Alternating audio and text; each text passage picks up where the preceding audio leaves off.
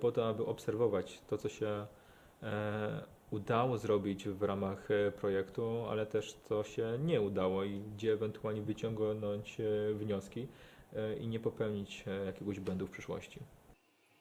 Perché è importante valutare se si è centrato l'obiettivo, è importante capire se gli obiettivi che il progetto si era prefissato sono stati raggiunti e se non si sono raggiunti come fare la prossima volta perché questo avvenga. Perché dalla valutazione che si fa di un progetto si può avere idea di come questo progetto possa finire, possa catturare l'attenzione dei giovani. L'évaluation a un grand rôle parce que il faut tout évaluer. Tant qu'on n'a pas l'évaluation, on perd le projet. Il faut avoir une suivi, il faut évaluer pour voir est-ce que le projet a été bien, est-ce que le projet n'a pas été bien. La fase di valutazione è importante perché mette in discussione i giovani. Se devo definire un progetto per i giovani, il progetto non è che deve essere preciso, l'importante è che deve essere speciale. Il piano di valutazione permette appunto di vedere la crescita, nel caso in particolare della scuola di musica, di ogni singolo allievo.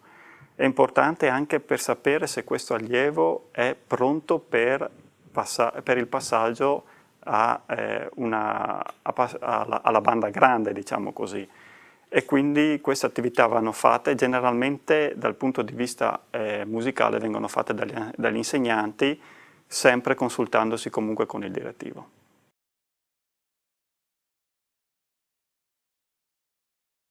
Metod ewaluacji często jest to pre-test i post-test w danym działaniu, w danym szkoleniu. Jest to często wywiad, ankieta ewaluacyjna. Attraverso l'analisi della partecipazione dei giovani, dei disabili, degli studenti e mettendo insieme tutte queste informazioni anche all'interno poi di un video che è stato realizzato e alla fine dell'anno scolastico in realtà anche dalla richiesta dei vari dirigenti scolastici di riproporre questo progetto per il prossimo anno. Allora, dopo nella fase iniziale, averli messi nero su bianco gli obiettivi, con una breve descrizione anche di cosa significavano le parole, il titoletto dell'obiettivo, nella fase finale, finito il progetto, siamo andati a riprendere quel foglio e analizzare uno per uno gli obiettivi che avevamo messo all'inizio e verificare se effettivamente erano stati ottenuti o meno.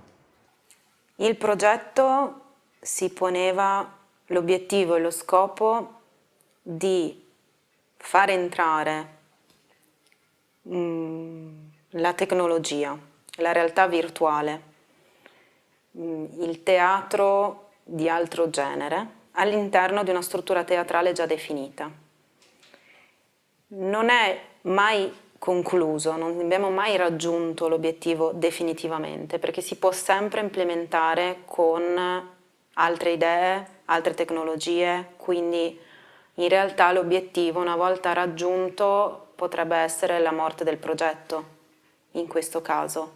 Di conseguenza un obiettivo che noi ci siamo prefissati è quello di continuare in questo miglioramento, in questa ibridazione.